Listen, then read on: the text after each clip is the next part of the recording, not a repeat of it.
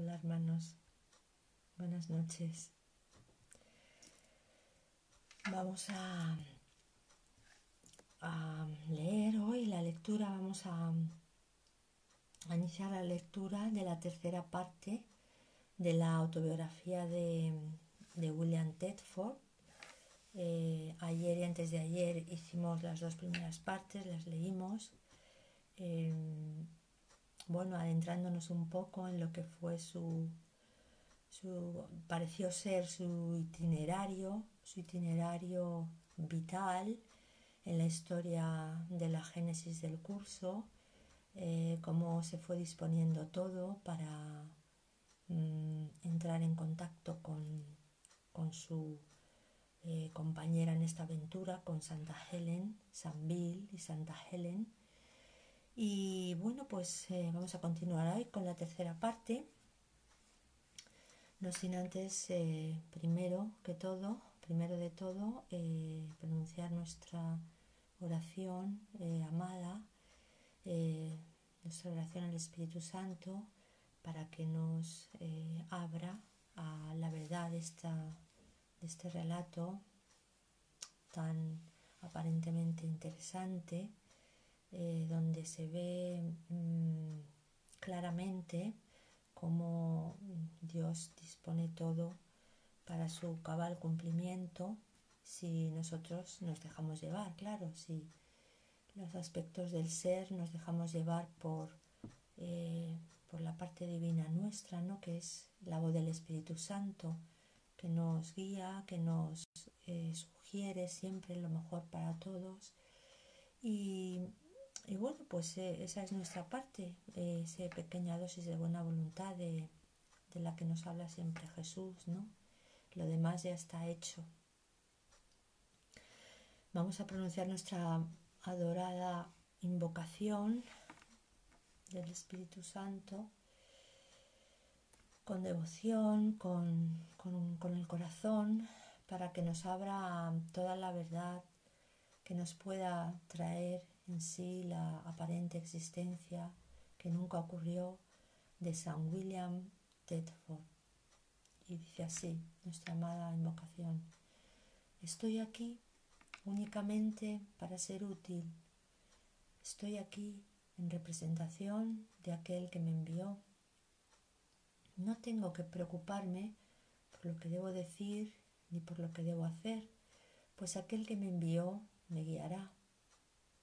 Me siento satisfecha de estar donde quiera que Él desee, porque sé que Él estará allí conmigo.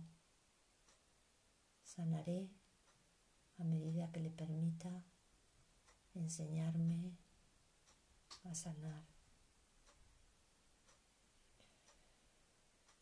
Nos abrimos a la influencia divina, nos abrimos a lo que somos, olvidamos nuestro personaje, olvidamos todo lo que no sea la paz de Dios, la dicha de dejarle que nos susurre la verdad directamente a través de lo que nos quiere contar de otros aspectos del ser,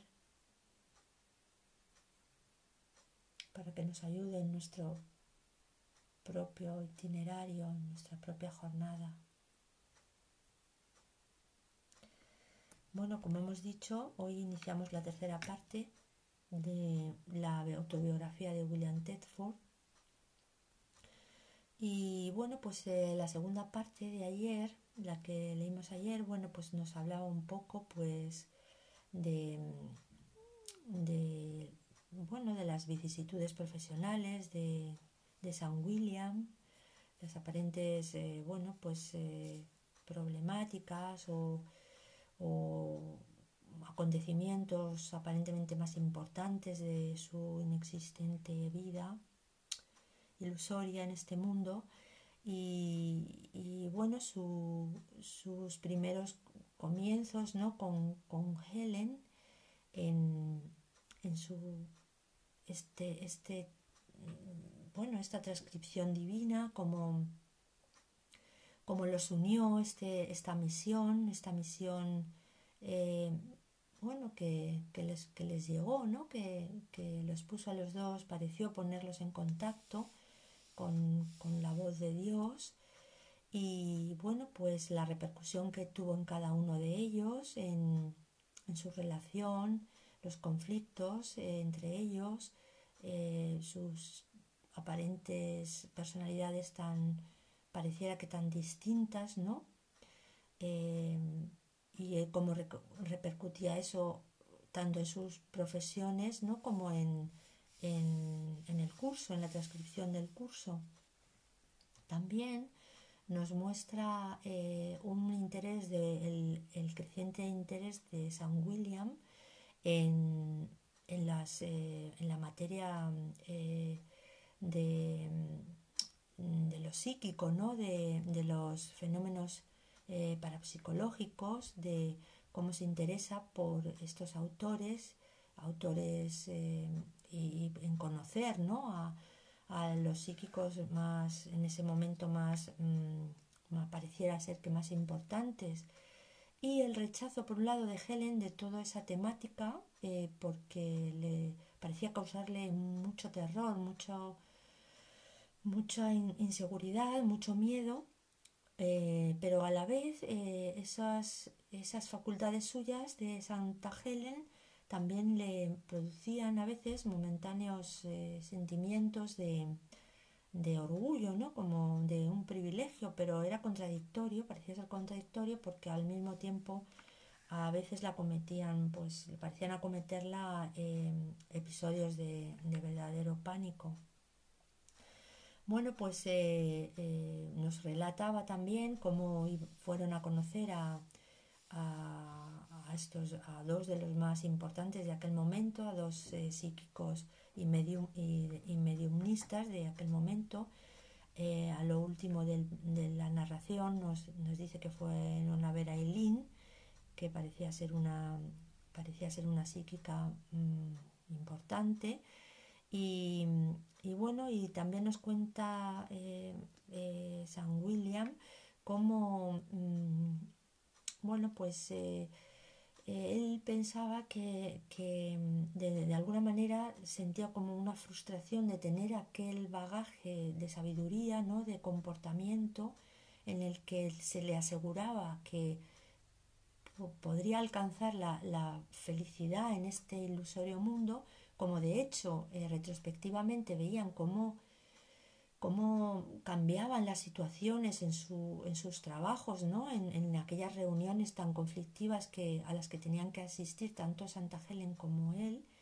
Y también nos da un ejemplo de cómo cambió su relación, especialmente con un colega con el que parecía tener bastante problemática, en la que los egos les jugaban malas pasadas a los dos, ¿no? Eh, no tenían que trabajar, pero siempre con reproches, con resentimientos mutuos, y cómo la actitud de San William, dejándose llevar por las directrices del curso, cómo esa relación cambió radicalmente. Lo que narra emocionado, ¿no? De alguna manera una relación pareciera ser emotivo, ¿no?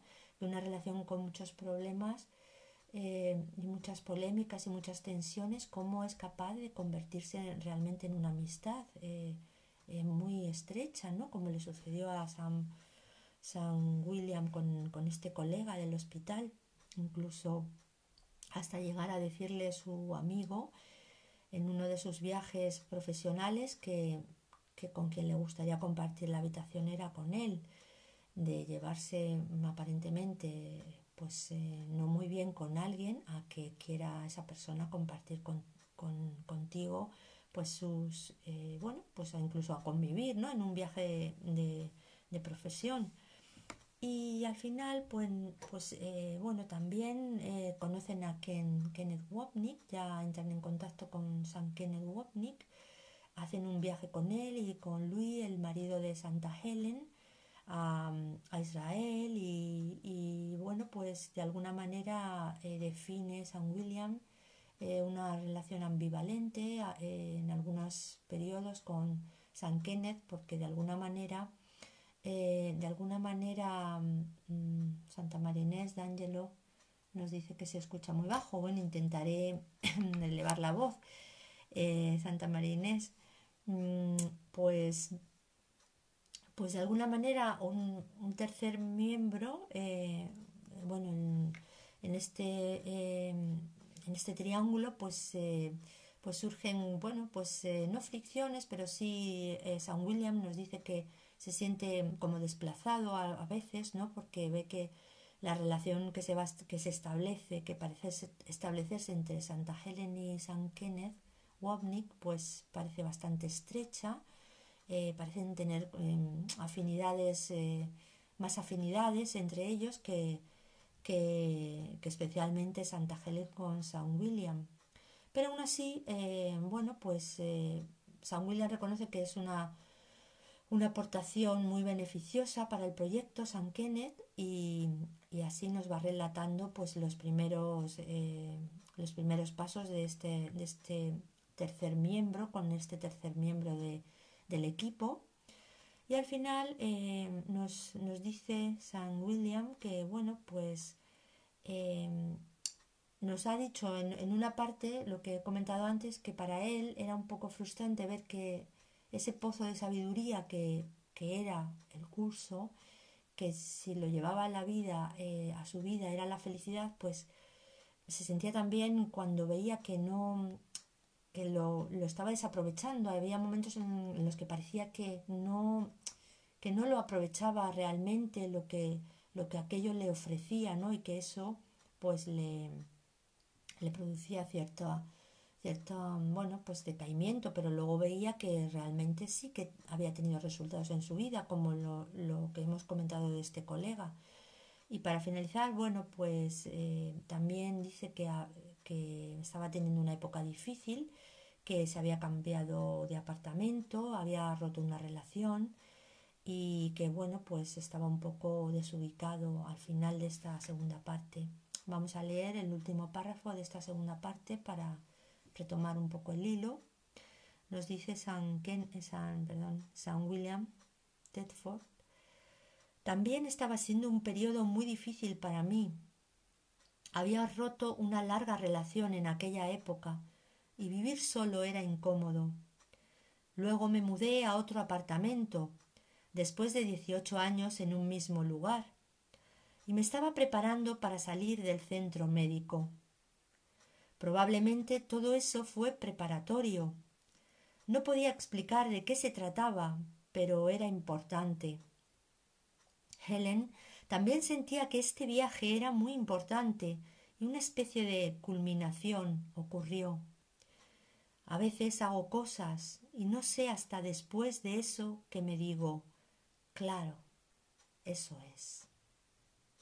Bueno, pues así termina la segunda parte y comenzamos la tercera parte de la autobiografía de San William Thetford.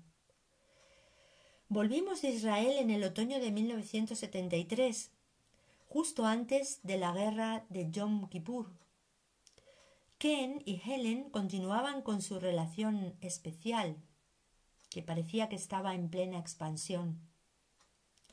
También empezaron a trabajar muy de cerca juntos, revisando el curso muy a fondo para organizarlo en capítulos con encabezados y subtítulos, y para asegurarse de la consistencia de su gramática y puntuación. La primavera de 1974 fue definitivamente un periodo de transición y la encontré muy deprimente. Mudarse era deprimente y también romper la relación. Recuerdo que me sentía solo, sintiendo que Helen y Ken tenían ahora su propia historia especial. Me sentía muy aislado, pero obviamente tenía que seguir adelante. No había nada gratificante en ninguna parte. Solo quería pasar por todo esto y encontrar a la gente que pudiera hacerse cargo. Se completó el curso, con la excepción del glosario que se encuentra al final del manual del maestro. La mayor parte se había terminado en 1971, También estábamos trabajando en las aplicaciones de la psicoterapia durante lo que fue un periodo confuso. Sin embargo, como si fuera el momento adecuado, y aparentemente en respuesta a mi necesidad de encontrar gente que se hiciera cargo de las cosas, Judy Katz llegó a la escena en mayo de 1975, en medio de ese periodo de cambio. Poco después de mudarme, en 1973, recibí una llamada de Cal Hatcher, con quien compartí el material desde el principio.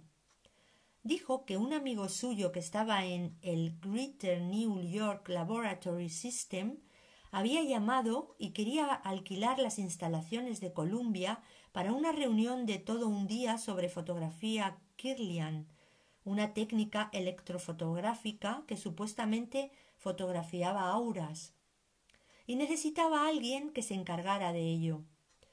Como yo era profesor y presumiblemente estaba en posición de hacer algo así, ¿hablaría con él? Hablé con él, pero la fotografía de Kirlian estaba demasiado distante para el Columbia College of Physicians and Surgeons y las instalaciones no estaban disponibles. Le dije eso y le comenté: se me ocurre que quizás sería mejor que probaras la Academia de Medicina de Nueva York, que está en la Quinta Avenida, y es mucho más accesible para la gente que Washington 8. Conozco al hombre que está a cargo de eso, el doctor McCormick. ¿Por qué no le llamas y lo averiguas? Consideraba que ya me había encargado del asunto, así que no pensé más en ello. Varias semanas más tarde recibí un anuncio de que la primera conferencia internacional sobre fotografía Kirlian iba a celebrarse en la Academia de Medicina de Nueva York, y pensé: ¿no es interesante? También tuve la extraña sensación de que se suponía que tenía que ir a verla. Realmente no quería ir, así que reflexioné con Helen y Ken y pregunté si debíamos ir. Fueron muy claros, y ambos dijeron: «Oh, no debemos ir, pero tú sí deberías». Dije: «Ok», y me fui ese sábado por la mañana sintiéndome bastante resentido. Era un hermoso día de mayo y pensé que no era momento para asistir a una reunión horrible, pero fui. En el camino seguía pensando: ¿por qué voy allí? Al menos, ¿qué sentido tiene? Pensé: bueno, realmente voy a ver a ese científico, Douglas Dean. Había oído que Douglas Dean había hecho muchos trabajos en curación paranormal y estaba interesado en eso. Pensé que podría ser una buena persona con quien hablar. Cuando llegué allí me encontré con el hombre con el que había hablado por teléfono y me agradeció por haberle sugerido el lugar. Le dije que quería conocer a Douglas Dean. Nos presentó inmediatamente y empezamos a hablar. Le dije a Douglas que yo era profesor en Columbia, lo que era como un, entre comillas, ábrete sésamo para la gente interesada en los fenómenos paranormales. Siempre buscaban una conexión universitaria legítima. Estaba muy interesado en volver a vernos y continuar con nuestra conversación. Le dije: «Bien, ¿por qué no almorzamos?» Hicimos una cita, pero él llamó más tarde y la cambió, diciendo que quería traer a su amiga Judy Katz con él. No era la primera vez que oía su nombre, ya que había visto a Judy antes. Había ido a una reunión de todo un día sobre parapsicología. Hacía un año más o menos, en el ayuntamiento, donde ella era la presidenta del programa de fotografía Kirlian. No me impresionó mucho la reunión, en realidad, pero pensé: debería conocerla algún día, pero no hoy.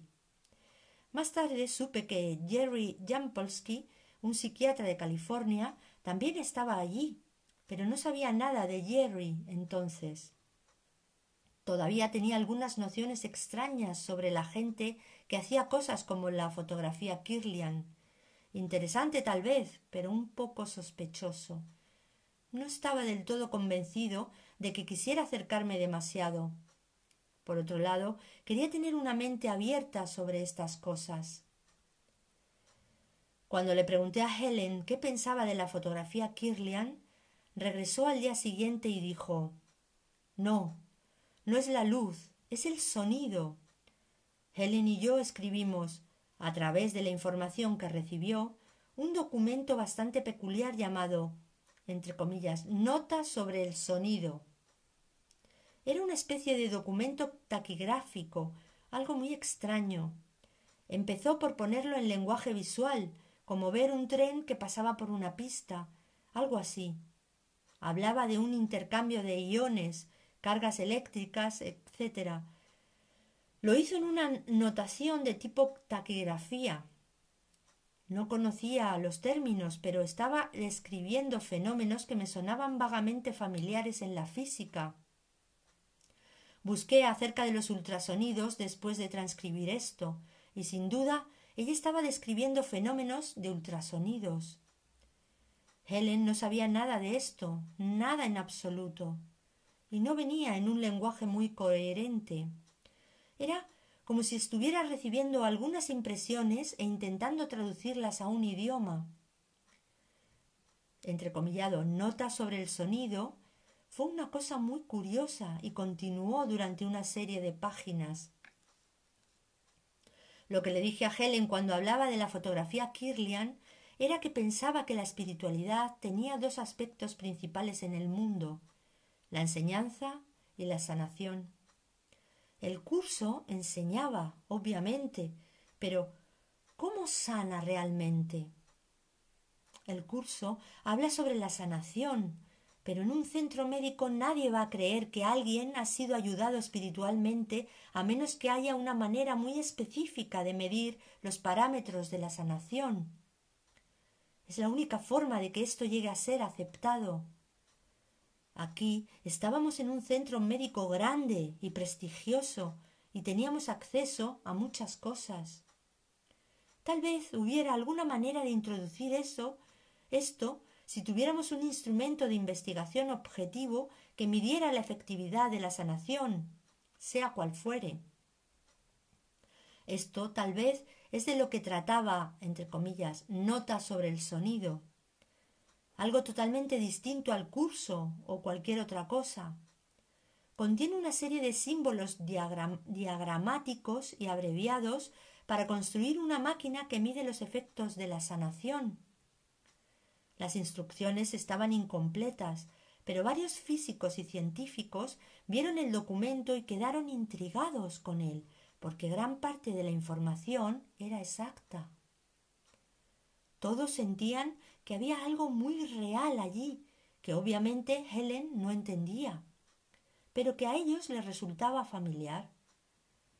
Incluso había alguna referencia en el documento a algo que aún no se había descubierto. No estaba completo, así que faltan algunos elementos. Lo dejé en suspenso hace mucho tiempo y decidí que no había nada que hacer con él. Curiosamente, era lo único de este tipo que hizo Helen, aparte del curso, y ella no lo entendía. Y aunque se sentía muy nerviosa, yo me di cuenta de que era una respuesta a mi petición. Parece extraño que hubiera llegado de esa manera abortada, y me di por vencido totalmente. Ciertamente, Helen no tenía ningún interés en ninguna de esas cosas, pero respondió inesperadamente a mi petición.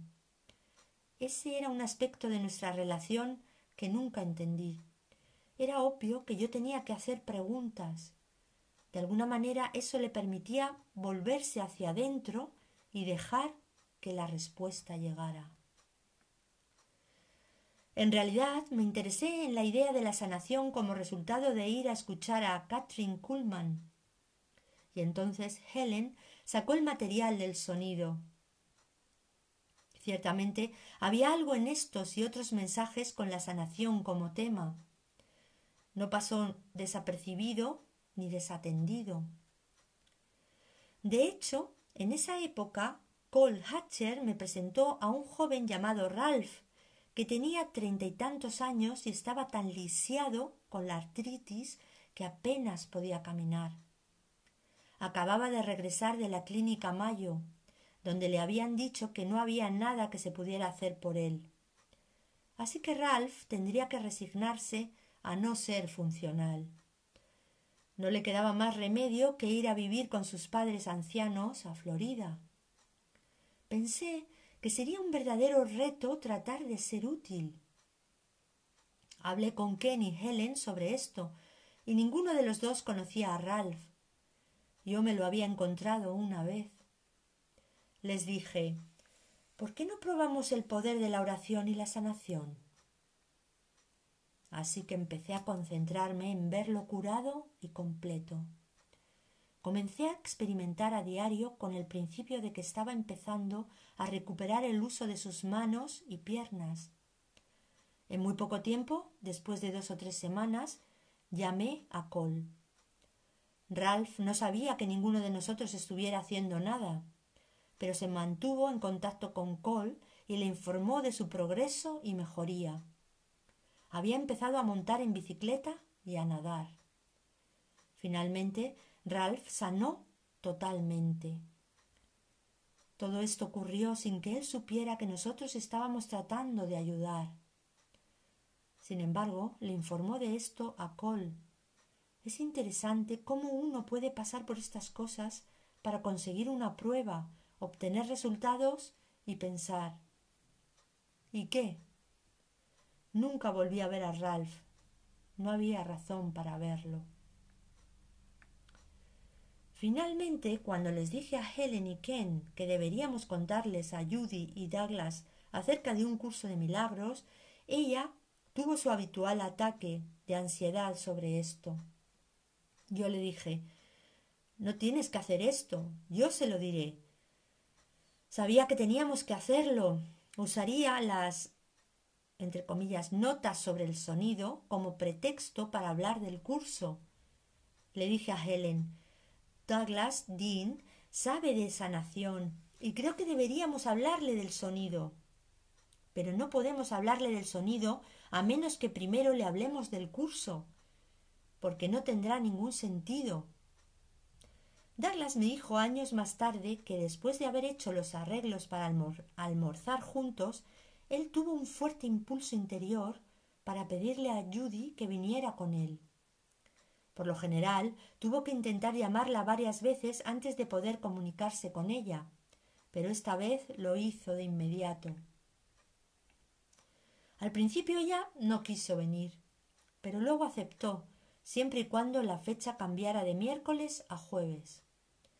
A Douglas le daba vergüenza cambiar de día, pero lo hizo, y él y Judy vinieron a almorzar con Helen y conmigo al comedor de la Facultad de Medicina. Ahí fue cuando conocimos a Judy, el 29 de mayo de 1975. No podíamos hablar libremente allí porque temíamos perder nuestros trabajos si alguien escuchara hablar de un curso de milagros. Y el decano de la facultad estaba sentado en la mesa junto a nosotros. Después del almuerzo fuimos a mi oficina y allí les mostramos el curso. Le dimos una copia a Judy para que la llevara a casa y la leyera. Aparentemente esa noche, cuando comenzó a leer el curso, no pudo dejarlo y leyó toda la noche. Estaba abrumada con el material del curso. A Helen y a mí nos gustó Judy de inmediato. Y todos nosotros, ella, Helen, Ken y yo, nos hicimos amigos rápidamente. La llegada de Judy a la escena fue fortuita y milagrosa.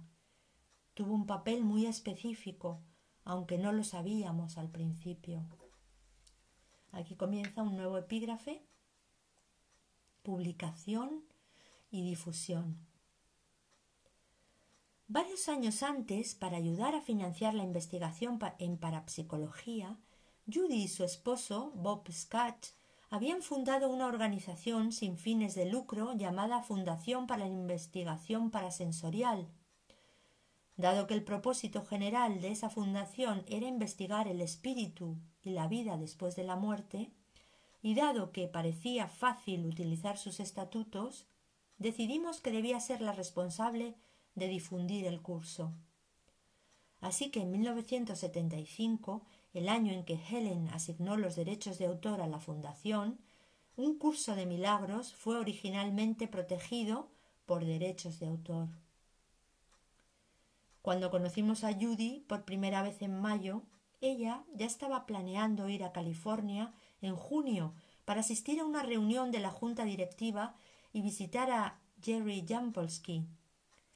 Ella también estaba inscrita en el programa de doctorado en psicología humanista de Stanley Krippner en San Francisco. Ella también estaba ansiosa porque fuéramos a California. Cuando hicimos nuestra visita en julio, Judy había arreglado un apartamento para cada uno de nosotros en un edificio en 2000 Broadway en San Francisco. Mientras estuvimos allí, nos presentó a una gran cantidad de gente. Muchos de ellos querían copias del curso. La amiga y asesora doctoral de Judy, Eleanor Griswold, tenía una pequeña empresa llamada Free Person Press, a través de la cual publicaba tesis estudiantiles. Ella sugirió hacer el curso más cómodo de llevar, produciendo una edición de bolsillo de 4 volúmenes en rústica usando el proceso offset.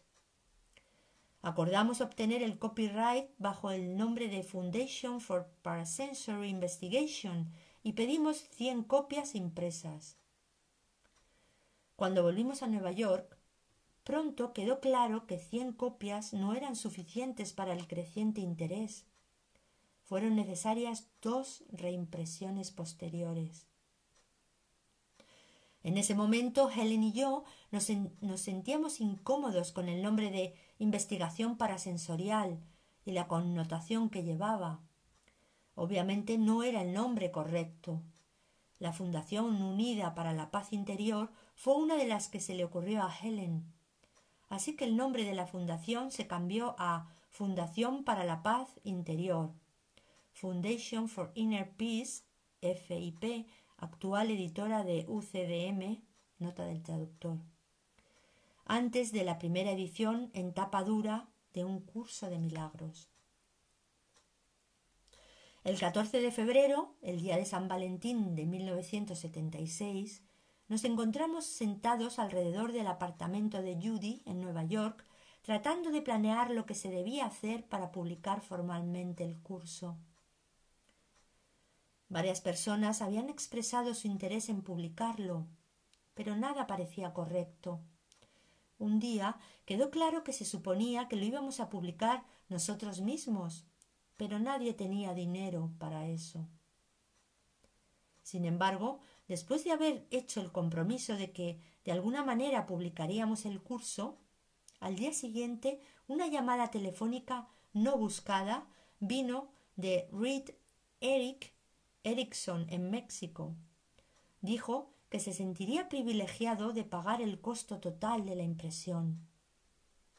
Eric había oído hablar del curso por boca de la amiga de Judy, Zelda Supli. Zelda era la presidenta de la fundación de Eric, la Fundación Educativa Erickson, y su representante en la ciudad de Nueva York. Zelda proporcionaba a Eric cosas que podría encontrar interesantes y le había enviado una copia del curso en 4 pequeños volúmenes de bolsillo.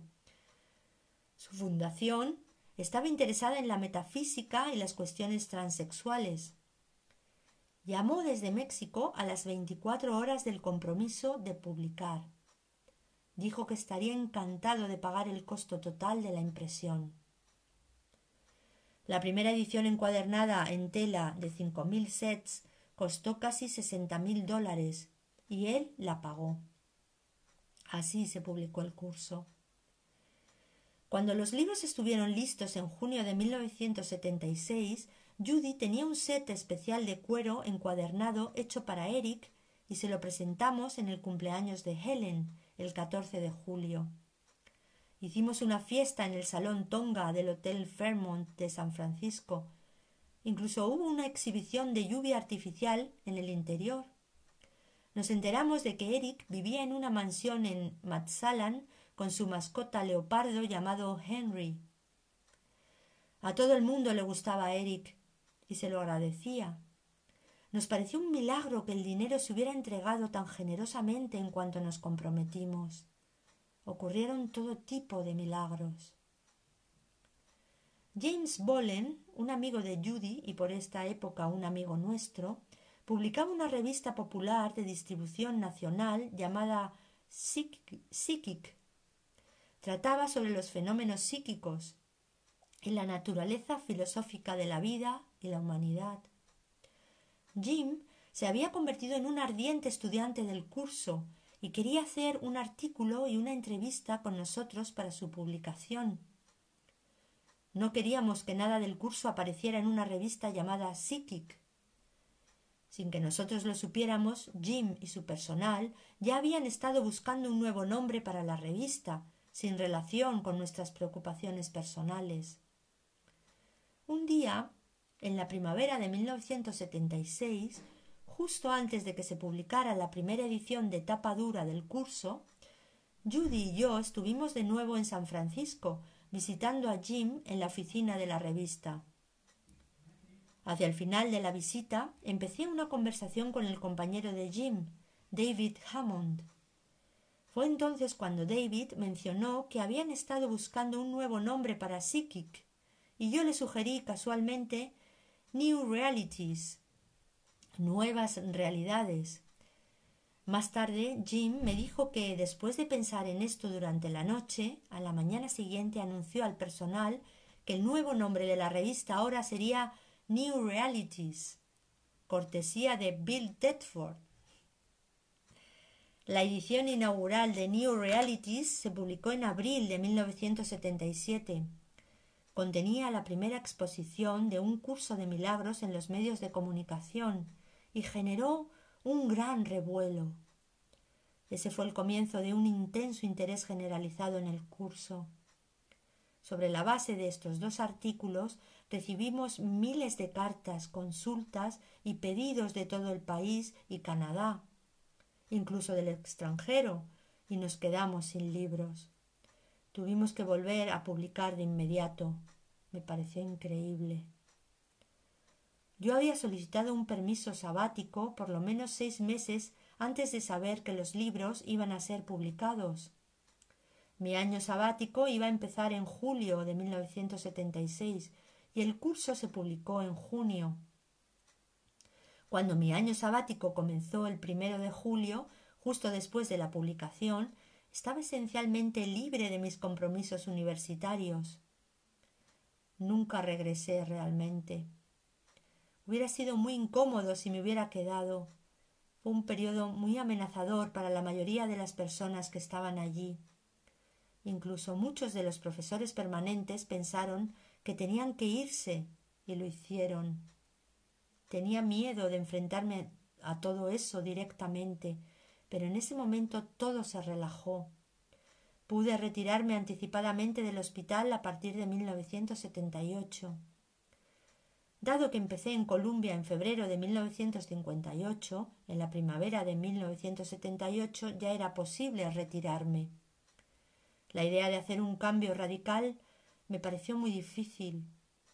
Tenía un puesto fijo y me sentía muy inseguro de dejarlo ir. Había estado allí por mucho tiempo y a los 50 y tantos años me resultaba difícil hacer cambios. Las posiciones académicas no son fáciles de conseguir. Pensé que me arriesgaba a perder la seguridad y los ingresos, y no esperaba que el curso fuese una fuente de apoyo financiero. Nunca se nos ocurrió. Sin embargo, al final sucedió y me llevó mucho tiempo sentirme cómodo con la idea de vivir de los fondos de la Fundación para la Paz Interior. Mientras hacía los arreglos para mi año sabático, me di cuenta de que no iba a tener suficiente dinero para vivir ese año. Recuerdo que pensé, bueno, tal vez lo que hay que hacer es ganar algo de dinero en el mercado bursátil. Y pensé que necesitaría unos $10.000. Me arriesgué y compré algunas opciones de IBM. Yo no tenía el dinero y nadie en su sano juicio haría algo como esto. Era extremadamente arriesgado. Pero justo después de comprarlas, el mismo día, las acciones comenzaron a dispararse. Gané los $10.000 que necesitaba en 24 horas. Si me hubiera quedado con ellas otro día o dos, habría ganado más. Pero las vendí en cuanto conseguí lo que necesitaba. Creo que fue una señal de tranquilidad. Aunque estuviera siguiendo un curso de milagros, me resultaba muy difícil cambiar de actitud. Teníamos el curso, pero vivíamos como si no lo tuviéramos. Era difícil dejar ir. Yo no había crecido así, y los temores de Helen, por supuesto, eran enormes. Tuve que ocuparme de mis miedos y luego tuve que lidiar con los suyos también. De alguna manera, todo salió bien. Me mudé a Tiburón, California, en junio de 1978. Aunque ya había estado allí antes, no estaba seguro de nada de esto. Cuando estuve listo para hacer la mudanza, un lugar parecía estar esperándome.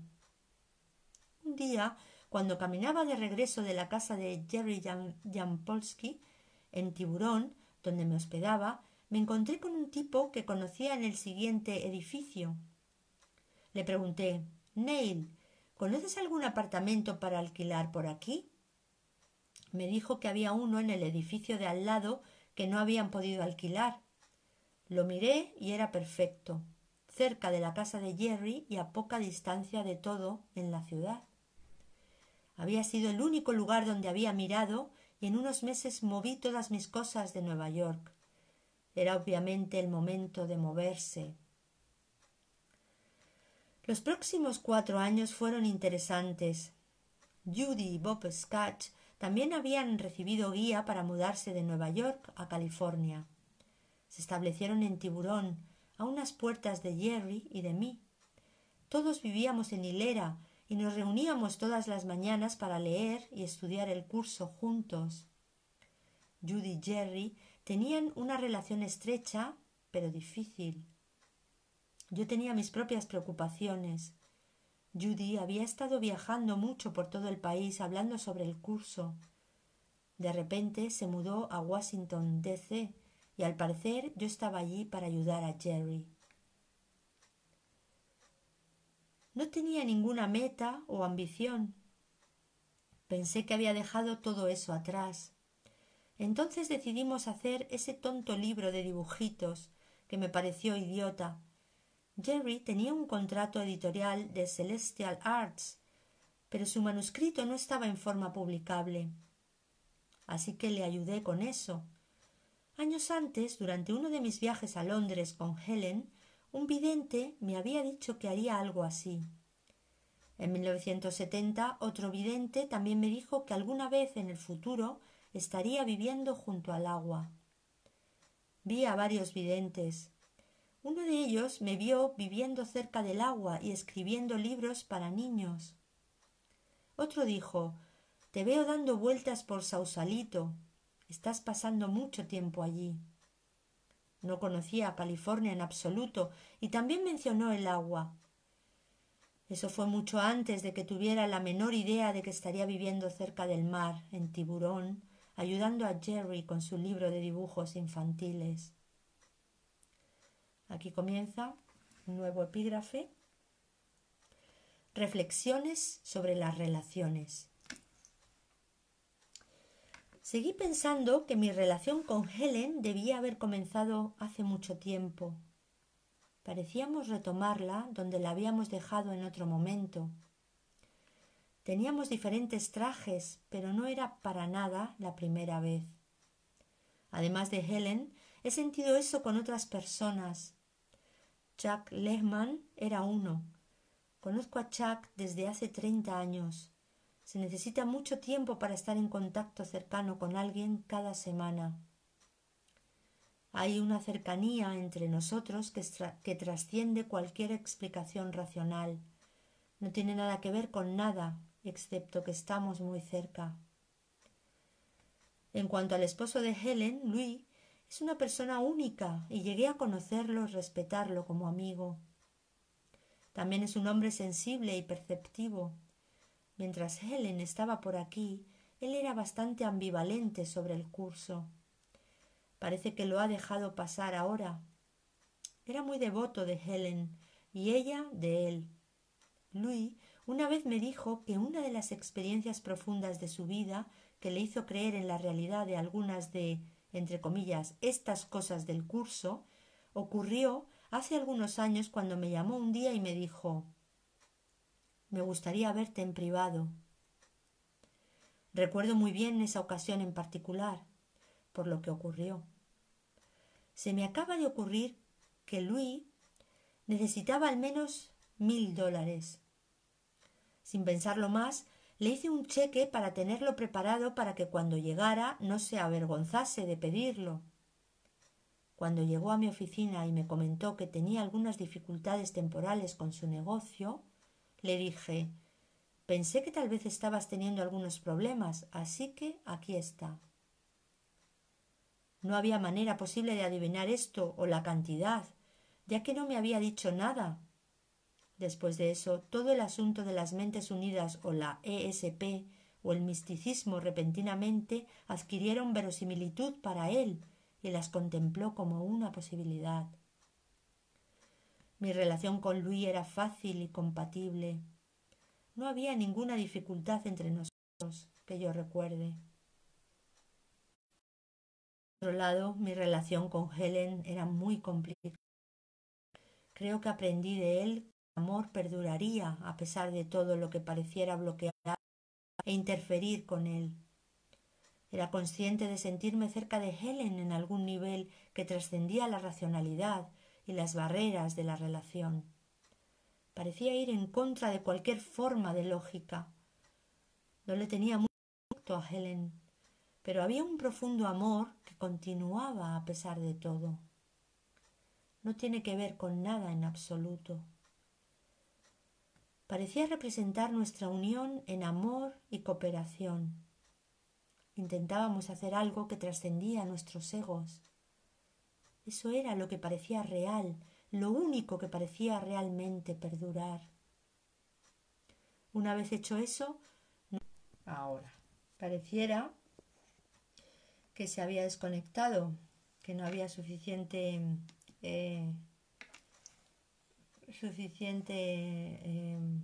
conexión, ¿no? Suficiente. Me parece que ya está bien. Bueno, continuamos. Parecía representar nuestra unión en amor y cooperación. Intentábamos hacer algo que trascendía nuestros egos. Eso era lo que parecía real, lo único que parecía realmente perdurar. Una vez hecho eso, no fue posible romperlo. Fue un compromiso que duró para siempre. Si el amor es eterno, cuando haces ese tipo de compromiso, entonces lo has asumido.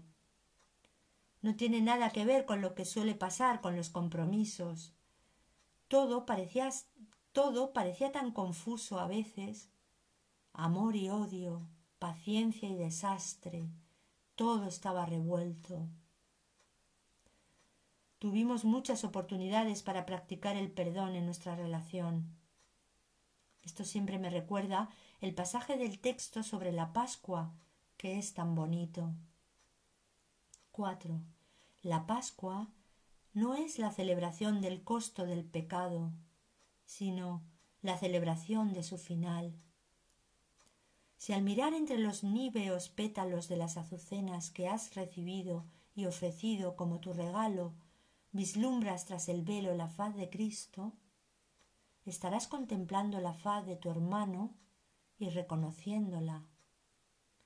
Yo era un extraño y tú me acogiste, a pesar de que no sabías quién era. Mas lo sabrás por razón de tu ofrenda de azucenas.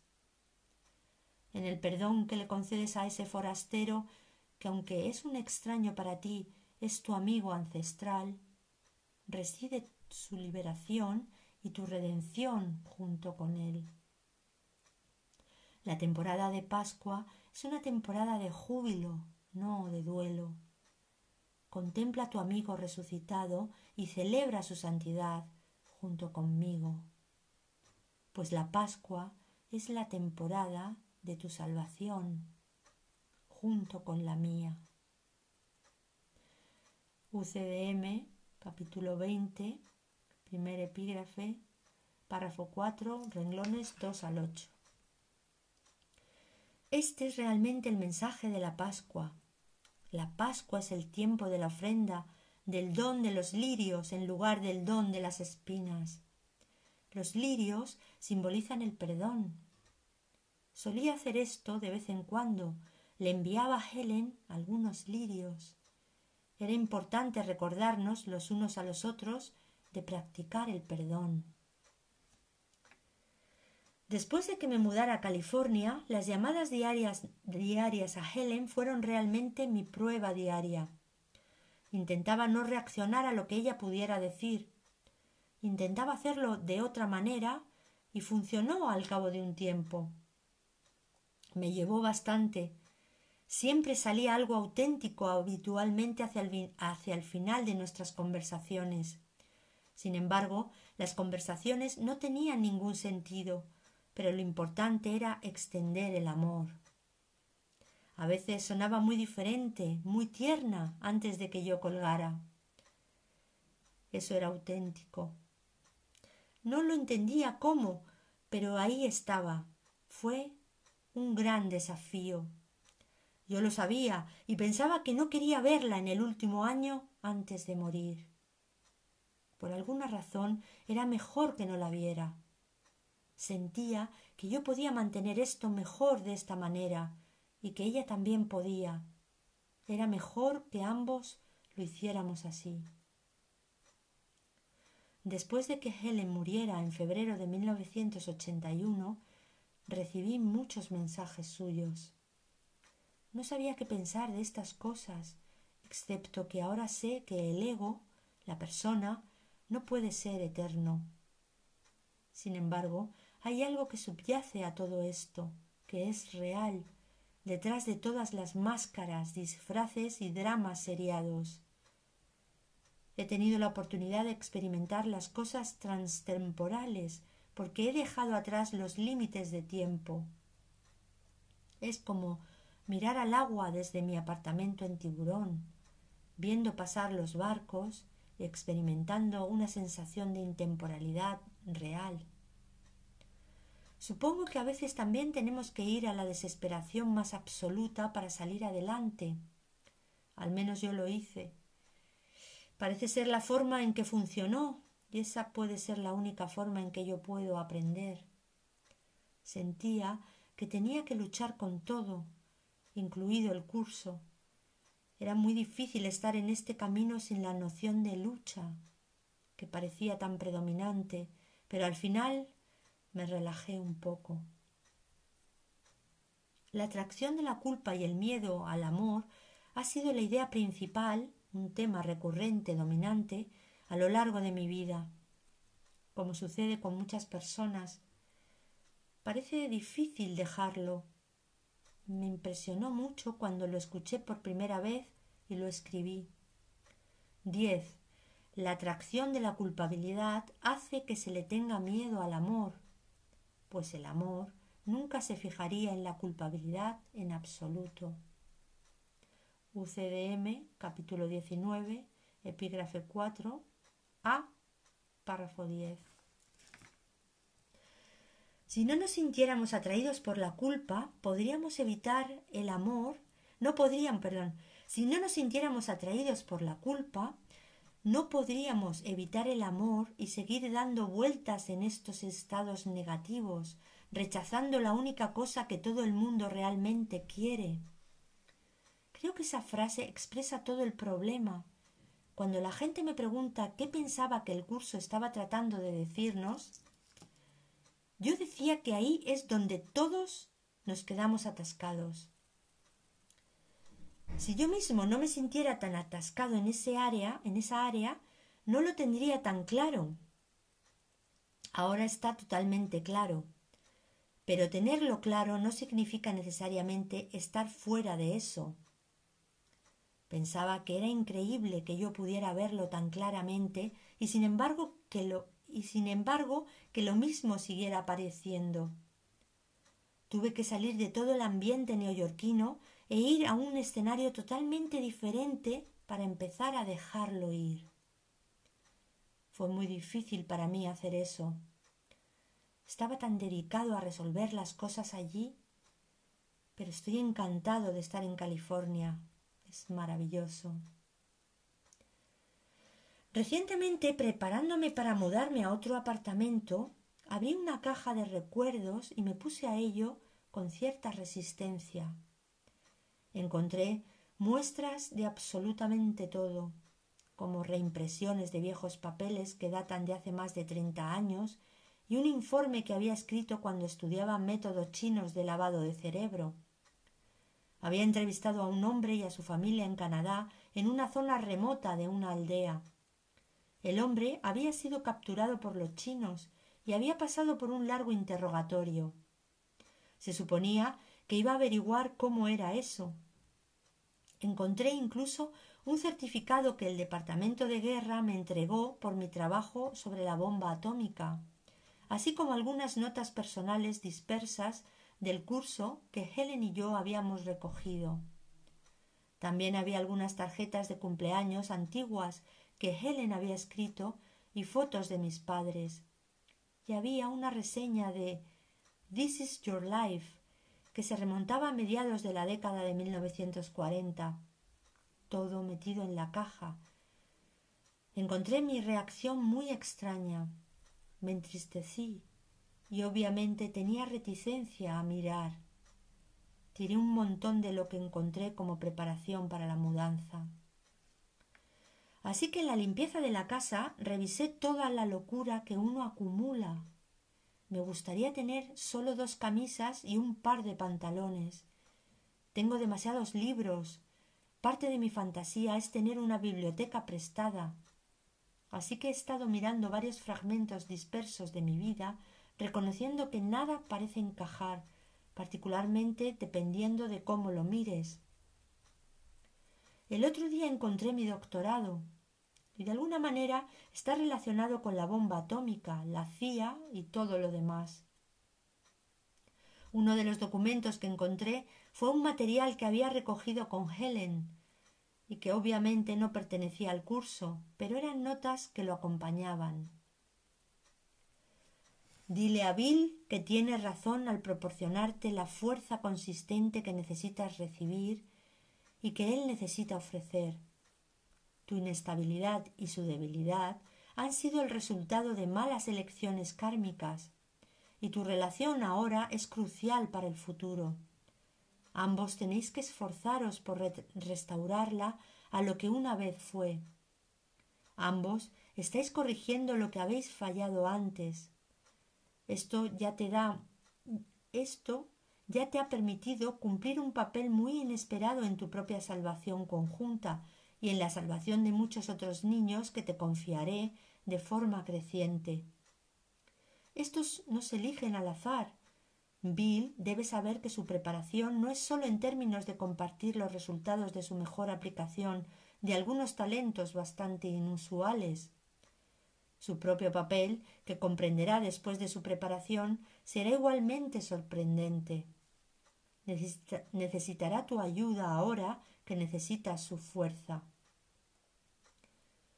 No sé qué significa esto. Supongo que esto tiene que referirse al cuerpo necesariamente. Aun así, no sé si algo de esto ha sucedido o no. Sigue la nota. Ten en cuenta que no necesitas su ayuda como escriba, porque has desarrollado esta habilidad por tus propios esfuerzos y finalmente los has puesto a mi disposición. Al prestarte su fuerza, él se fortalece. Cuando él lo consiga con sus propios esfuerzos, necesitará de tu ayuda de una manera muy inesperada. Pero este es otro ejemplo de la naturaleza recíproca de los milagros. Los escribas tienen un papel particular en el plan de expiación porque tienen la habilidad de experimentar revelaciones ellos mismos y también de poner en palabras una cantidad suficiente de la experiencia para servir como base para milagros. El papel de la sacerdotisa fue una vez el de experimentar revelaciones y hacer milagros. El propósito era llevar a los que aún no estaban disponibles para revelaciones directas o a un enfoque apropiado para ellos. La percepción aumentada fue siempre el atributo esencial de la sacerdotisa. Aquí por primera vez Helen dijo que se sentiría honrada si se tomara notas. Sigue la nota. Tu gran problema anterior, al escribir las cosas, vino de un mal uso mucho más temprano de gran actividad como escriba. Estos se convirtieron en beneficios secretos y no compartidos, privándolos de su potencial milagroso y desviándolos hacia la posesión. Esto es muy parecido a la confusión de los impulsos sexuales con los impulsos de posesión. Parte del material original todavía está en el templo. Por eso es por lo que te asustaste tanto de Atlantis. Bill tiene sus propias razones. Y ahí termina la nota. Y sigue Bill diciendo: no estoy seguro de cuánto de esto fue el resultado de haber leído material de Case en ese tiempo. Mirando esto en el contexto de los años transcurridos desde entonces, me pregunté: ¿qué queda por hacer y cuál es el papel que todavía tengo que cumplir? Sentí cierta nostalgia y un sentimiento de llevar una vida dispersa, aunque si lo veo de otra manera, todo se enfoca. Pero no me siento triste por eso ahora, pero sí ayer. Limpiar la casa es bueno, pero tengo la sensación de que hay algo que no quiero ver o algo que falta. Este material obviamente no pertenecía al curso, pero escribí todo lo que vino. Había muchos de estos mensajes personales. Esta cosa, entre comillas, igualmente sorprendente, que se suponía que debía hacer. Tal vez la hice, pero no lo parece. Tal vez todos mis deseos de resistencia y muerte fueron parte de no querer hacerlo. He sentido que he tenido suficiente para toda una vida, pero de alguna manera persiste la sensación de que no ha terminado. Eso me ha hecho seguir adelante tanto como cualquier otra cosa. Hay algo más que hacer. No creo que tenga que ver con los eventos mediáticos, la televisión o algo así. En una época, hace mucho tiempo, sentía que tenía algo que ver con la sanación. Tengo que sanar, obviamente. Y es obvio que el curso es tanto para la enseñanza como para la sanación. De alguna manera, ambas funciones son necesarias. No están realmente separadas, pero el enfoque puede que sea diferente. Creo que el área crucial de aplicación del curso es en las relaciones. Es en las relaciones donde podemos demostrar un cambio de mentalidad. Hablar con una gran audiencia no cambia demasiado las cosas. Algunas de nuestras creencias y suposiciones hacen que todo parezca a veces como una telenovela. Bueno, hermanos, pues aquí comenzaría otro epígrafe. Como ya llevamos 1 hora y casi 10 minutos y todavía queda bastantes páginas, vamos por las 66 y son 90 y alguna, pues si queréis lo dejamos aquí y continuaremos, pues no sé, quizás el lunes. Ya recibiremos las instrucciones. Ha sido un honor, un placer. Espero que os haya interesado este relato, aparente relato de la inexistente vida ilusoria en este mundo ilusorio de Sir William Thetford, y por haberlo compartido, porque siempre nos descubre cosas nuevas, ¿no? Incluso en nosotros mismos, esas dudas, esos sensaciones positivas, otras veces pareciera que más que nos desinflamos un poco, pero vemos retrospectivamente cómo va encajando todo cuando se está haciendo el telar de una existencia o de una aparente existencia o de un aparente recorrido vital, pues mientras parece que se está haciéndolo, tejiéndolo, pues no se ve a dónde lleva, ¿no? Las cosas, pero cuando se mira retrospectivamente parece verse los fines que todo ello, a lo que todo ello conduce.